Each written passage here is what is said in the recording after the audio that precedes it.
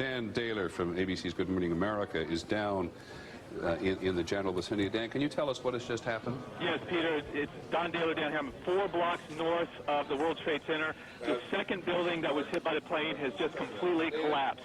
The entire building has just collapsed, as if a demolition team set off. When you see the old demolitions of these old buildings, it folded down on itself, and it is not there anymore. That should be it. Thanks very much, Dan. Completely collapsed.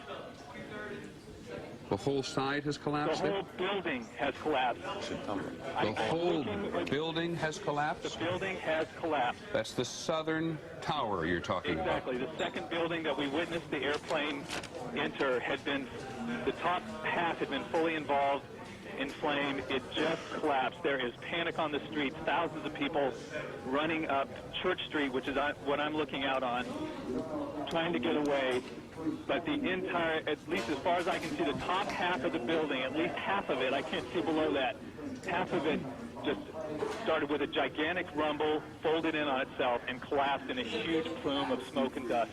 I was actually standing and saw that collapse, and everybody here just gasped, and even the medical workers and the ambulance attendants, when they saw that, the people who are used to tragedy, grabbed each other and hugged each other, and some started to cry. Were you able to feel the collapse of that second tower? The second tower, no, but the first tower that went down, I was very close, I'd say about 5 blocks away, and CNBC's Ron and Anna and I were trying to hook up with the truck or find any NBC contact down there, and we were very close when that tower came down, and the debris came showering down, and Ron and I both ran for cover.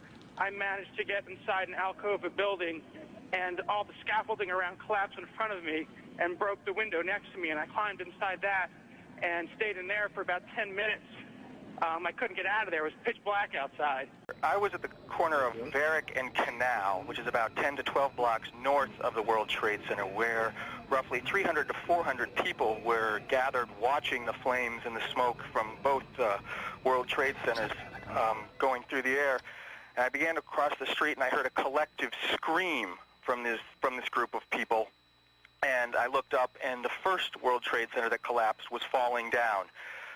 The shriek lasted for quite a long time, and then many of these people fell into tears, just crying and sobbing. I don't know where my mother is. I don't know where my friends are. That sort of thing was heard all around this crowd.